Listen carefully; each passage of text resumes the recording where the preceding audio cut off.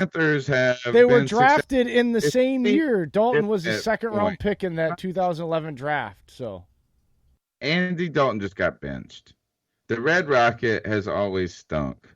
And you know what? The Cincinnati Bengals have stunk the whole time. So no, whoever, like the guy was just trolling. Is that you put up this is what people like to do with Cam Newton. Is they like to go find, first of all, this isn't the example of this. Usually they go get Hall of Famers. That's what they'll do, is they'll go find the best quarterback in the history of the world, and they'll be like, well, look, he's better on third down on Sundays when the weather is below 62 degrees. That's what they'll do. And they'll be like, well, this. And then let's turn our eyes to Donovan McNabb, who won when defenses played after they ate lasagna. I mean, it's just they cherry pick the bullshit. And so this is that look. I just want to be clear about this for anybody that's listening. Is that Panther fans for the last decade have been relevant.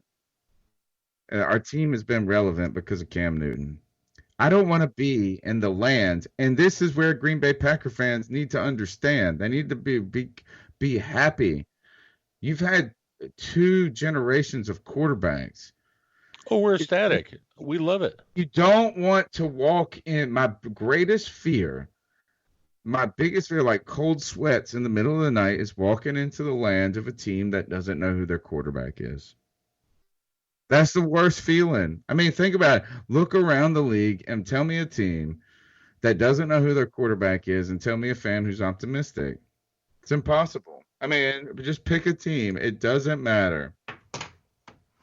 Yeah, no, I definitely agree on that. They'll say that Green Bay fans are spoiled, but it's not our fault that Aaron Rodgers fell to us, man. If you go look, 20 other teams passed on him. Like, that's what I tell Lions, Bears, and Vikings fans. They all passed on him. Travesty that year. I remember watching him in the green room. Yep. Our own 3 division rivals say we got... This is where the draft nerds... Sorry. Dude, he takes it as a compliment. No, so the 3 division rivals, I always tell them, after they say we're spoiled, you guys passed on him. They took... I'd have to go back and look. I think they took Cedric Benson at the Bears over Aaron Rodgers that year, and Benson hopped around teams here and there, eventually ended up with the Packers for a season, and then fell out of the league. I mean, Mike Williams for the Detroit Lions, I believe, that year. Look how he turned out. So 23 teams passed on him. So that's why I think it's not, I don't think it's luck. If people passed on him, they thought his running was his worst ability, man. That's what I don't get, is his tape offers, his college Cal tape shows he's able to roll out of the pocket. He shows he's able to extend plays. I don't see where the running was an issue. And then I hear attitude with him is like he had an ego. So, Tony, I actually have a question on that. With QBs in the league today, across the board, any starting QB, don't you have to have an ego to be a starting QB? Oh, 100%. Because watch a team that gets a quarterback who's scared to pull the trigger. And Chicago, currently. We had this before Cam Newton arrived, and that is we had Jimmy Clausen, Matt Moore, and these guys, sometimes, I mean, it takes a giant ego to think that you can overcome and beat out the greatest athletes in the world. It's kind of like saying this, is that if you think you could be the leader of the free world right now, it takes an ego to run to do bold things. And so I would say, and that's, we get critical of that at times, but if you see someone else who has those doubts, look at this. Is that how many times do we see great players and the media and fans are telling them they're washed up? If they didn't believe in themselves, you would miss a lot of good football. Yeah, and that's the thing is, that was one of Aaron Rodgers' biggest things, man, was they said that he had an ego that a lot of teams passed on him. And I'm like, you have to have an ego to be a leader. Like, if you go look, perfect example, and I love how he's always played, one of my favorite non-Packers players, Steve Smith. I love him. And his ego and the way he carries himself is amazing. Like, he was a leader 110% whatever team he played with for Carolina. No matter who was on the field throwing the ball, he had that positive ego, and everyone followed him. So you need egos in the locker room to be able to punch you in the face. Yeah, hey, and you know what? For him, this team would back him up.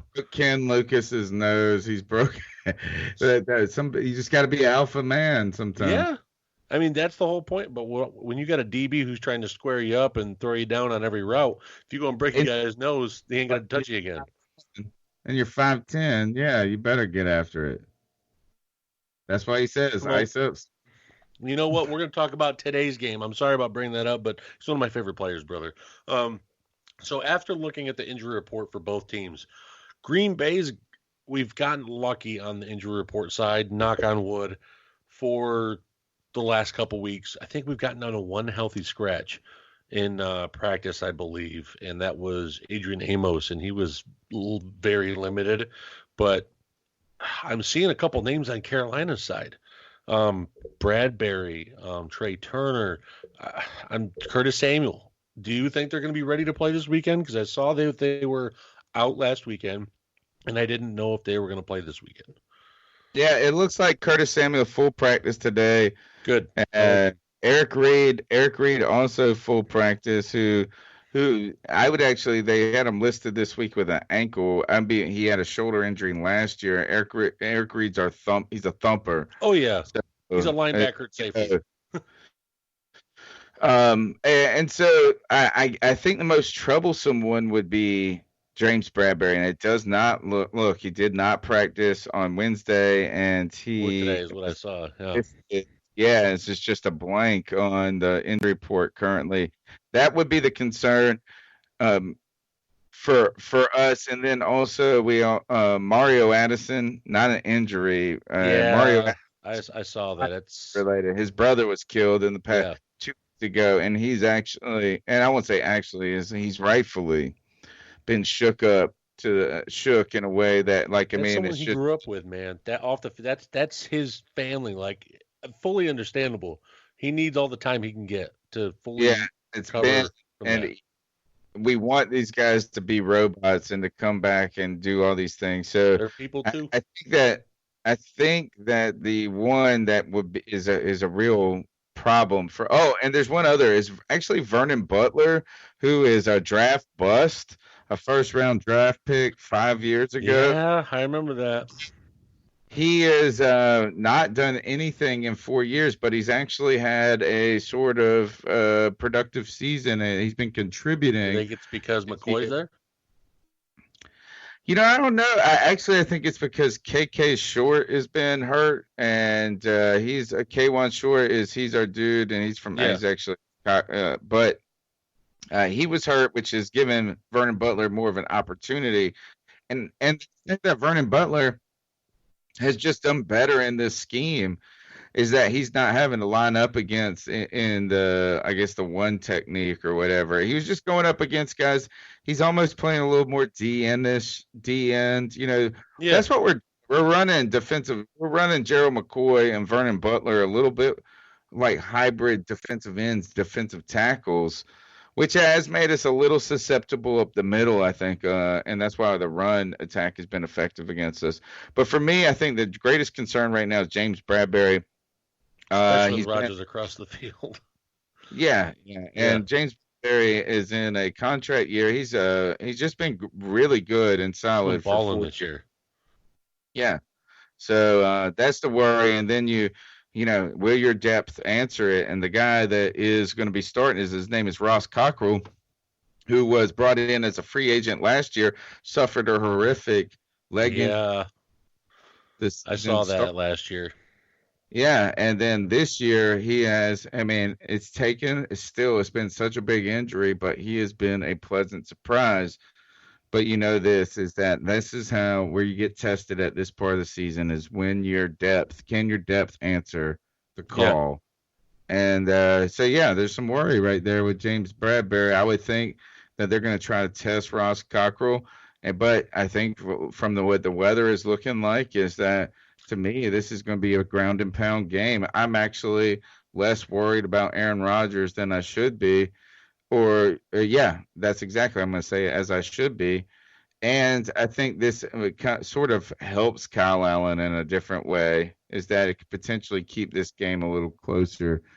It's a 5-point line last I checked, but that was like several days ago. I don't know what the numbers are right now. I'd be interested to see if these teams put up a lot of points on Sunday. Yeah, and you know what, though, is a lot of people think that they get ground and pound when they come up to Green Bay and it's cold. And, I mean, the one person who knows how to throw the ball in the cold, it's Rodgers, and he's done it time and time again. So just don't be surprised if you see some bigger chunk passes, because it's just experience from playing up there. And I think, like, with wind chill, 20 degree, yeah. So I mean, the ball's gonna be a rock. It's supposed to be snowing, or No. is it? No, it's no snow. But the wind chill is going to be up 10 to 15 degrees on that. So whatever you see on the weather temperature, minus it by 10, 15. Right on. So no, that sounds terrible. I was reading Brian Burns has never played in a cold weather game, so he was buying like a ton of heat strips and stuff to like put inside of his uniform and stuff to try. Trey Turner has never played in snow. Who hasn't? Trey Turner has never played in snow. Trey Turner, is he looking healthy on the injury report? I remember mentioning him earlier, and I don't know if they're... He's actually been absent for several weeks, and so if he's coming back, I don't know if he got snaps last week. I have to go look at the snap count from last week. I think he returned last week, but no, he's been injured. But we've actually been, our offensive line is, we've shuffled some guys around, and we've had this big surprise with Dennis Daly, a 6th-round pick out of the University of South Carolina, and Dennis Daly comes in. See, that's another thing. You're going back to the injuries, is we have our 2nd-round pick, Greg Little, is a guy that we drafted to be a left tackle. We were thinking we were going to have Greg Little, and he was a DNP today too, I believe. Did not practice. Yeah, he suffered a concussion in the preseason or in training camp, and then got another one right away. What's the max on that for like being on injury report? Isn't it like 12 weeks, and then if you have to go to IR? If you're on like that long, our coaches always act like the concussion protocol is like Sanskrit. They will be like, I don't know anything about it. Ask the doctors. They refuse. Like, they're very worried about being sued. I think, I don't know what it is, but yeah.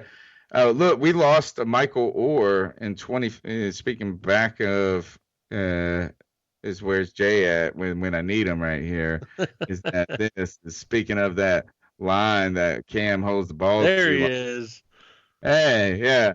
Michael Orr was on skates in that season in that Super Bowl, but Michael Orr lost his career to successive concussions. Yeah. So it's kind of hard for Panther fans are sitting there.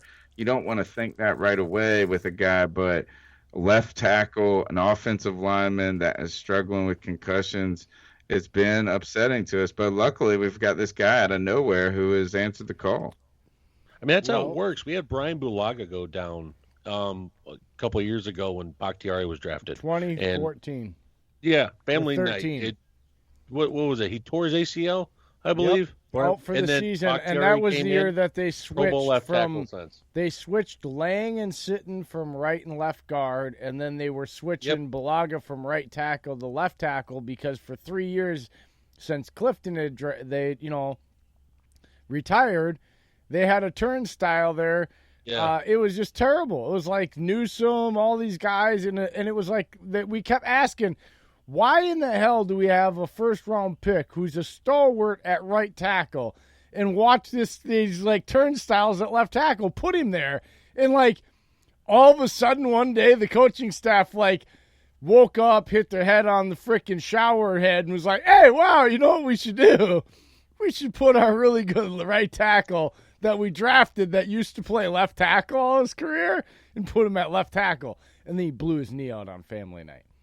Yeah, but the thing is, though, David Bakhtiari was their 5th-round pick out of the out of college that year, and Oh my God. Colorado. He came in and he stonewalled Jared Allen, who Jared